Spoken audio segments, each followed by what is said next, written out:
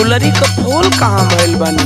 काहे रउआ के तो वीडियो कॉल पे बतियावल तो दूर बात, कबू फोनो करेनी, जॉब करेनी तो हम ही करेनी। रानी अपने धुनबो कि हमरो सुनबो? हाँ कबू फोन तो